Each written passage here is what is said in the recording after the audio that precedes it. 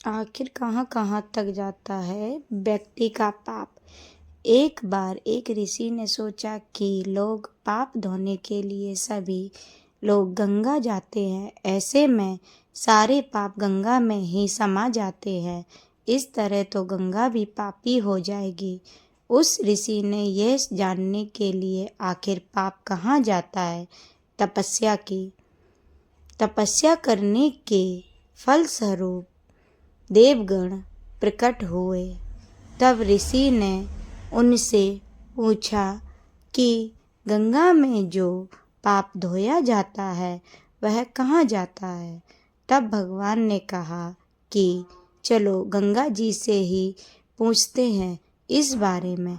ऋषि और भगवान दोनों ने ही गंगा जी से पूछा कि हे गंगे, सब लोग तुम्हारे यहाँ पाप धोते हैं, तो इसका मतलब क्या आप भी पापी हुई।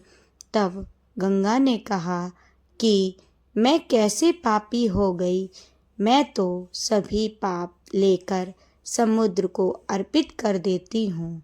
इसके बाद ऋषि और भगवान समुद्र के पास गए और उनसे पूछा कि हे सागर, गंगा सभी पाप आपको अर्पित कर देती है, तो क्या आप पापी हो गए।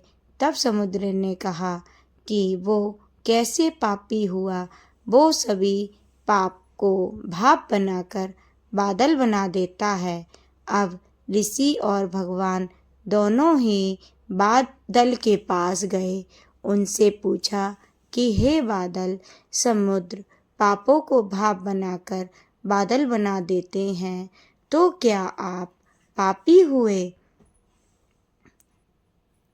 बादलों ने कहा, मैं कैसे पापी हुआ, मैं तो सभी पाप को वापस पानी बना देता हूँ और धरती पर गिरा देता हूँ। इससे ही अन्न उपजता है, इसे ही मानव खाता है।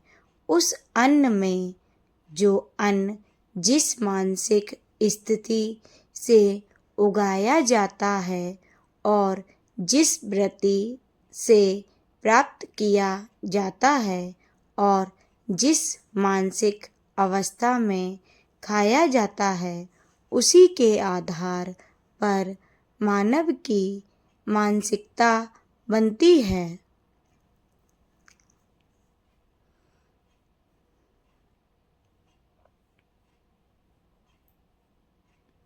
यही कारण है कि कहा जाता है कि जैसा खाए अन्न वैसा बनता मन।